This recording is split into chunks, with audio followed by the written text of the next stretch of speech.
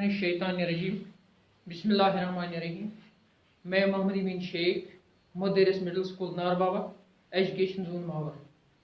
इस वक्त मैं 8वीं जमात के तलबा व तालिबात को उर्दू किताब बारिस्तान उर्दू से सबक गेहूँ का दाना पढ़ाऊँगा। तो प्यारे बच्चों, अस्सलाम वालेकुम। उम्मीद है कि आप ठीक ठाक होंगे, सही सलामत होंगे। इस वक्त हम जो सबक पढ़ने जा रहे हैं ये आपकी उर्दू किताब बारिस्तान उर्दू से लिया गया है और सबक का नाम है गेहूँ का दाना। आज हम इसका अगला हिस्सा पढ़ेंगे, तो हम तनगोश रहे। ये देख कर सब लोग हैरान रह गए कि ये कैसा गेहूँ का दाना है। राजा ने कहा, मालूम करना चाहिए कि इतना बड़ा गेहूँ कहाँ पैदा होता है। किसी बूढ़े किसान को दरबार में हाजिर कर। यानी ये एक गेहूँ के दाने के बारे में है कि बच्चे खेल रहे थे, तो उन्होंने अपने ग्राउंड में जहाँ वो खेल रहे थे वहाँ एक बड़ा अंडा, उन्होंने देखा कि वहाँ एक बड़ा अंडा पड़ा हुआ था।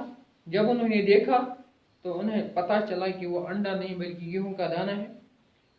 और क्योंकि उन्हें कैसे मालूम हुआ कि दाने में एक गहरी लकीर थी, और वो इसी बहस तमीज़ में थे कि एक राहगीर आ गया, एक मुसाफिर आ गया, और उसने देखा। जब ये अजीब गरीब चीज़ देखी तो वो दंग रह गया, तो वो हैरान रह गया, और उन्होंने बच्चों को पैसे देकर ये मोल लिया और बादशाह के दरबार में लिया।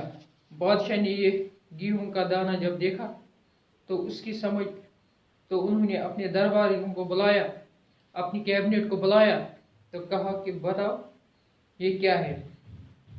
सभी इसको देखते रहे, गौर देखा सबों ने, लेकिन किसी की समझ में कुछ ना आया। और उन्होंने बादशाह ने ये गेहूं का दाना खिड़की के ताक पर रख दिया। थोड़ी देर के बाद एक चील आई और उसने इसमें छेद कर दिया। जब दरबारियों ने फिर इस पर गौर किया तो मालूम हुआ कि सचमुच गेहूं का दाना था।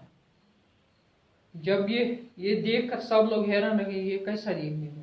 जब सबको अच्छी तरह मालूम हुआ, अच्छी तरह वाज़ेह हुआ कि यह गेहूं का दाना ही है, तो वो ये देखकर हैरान रह गए कि यह गेहूं का दाना अगर है तो इतना बड़ा ये कैसे, तो इस शेप का ये कैसे, अंडे की शेप का ये कैसे, और इतना बड़ा ये कैसे।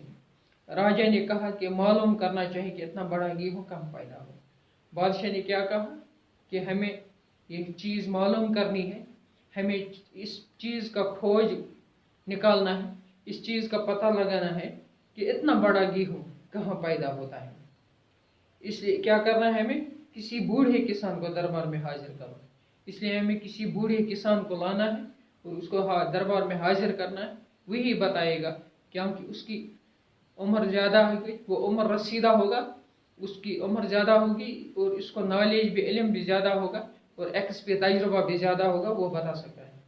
सिपाहियों ने एक बूढ़े किसान को दरबार में हाजिर किया। बादशाह का कहना था कि सिपाही काम पर लग गए, चुनाचे उन्होंने एक बूढ़े बुजुर्ग को, किसान को दरबार में हाजिर किया, दरबार में लाया, बादशाह के सामने लाया। वो 2 लाठियों के सहारे चलता था, उसके बाल सफेद। बूढ़ा कितनी उम्र का था, कितना उम्र रसीदा था, ये इस बात से पता चलता है कि 2 लाठियां उसने दोनों हाथों में रखी थी और इन लाठियों के सहारे वो चलता था, और उसके बाल सफेद थे। उसके मुंह में एक दांत भी नहीं था और उसको बहुत कम सुनाई देता था। और जब उसका मुंह देखा गया तो उसके मुंह के सभी दांत निकल चुके थे, उसके मुंह में कोई दांत नहीं था, और इसको जब बात उसके साथ करते थे उसको सुनाई भी कम देता था।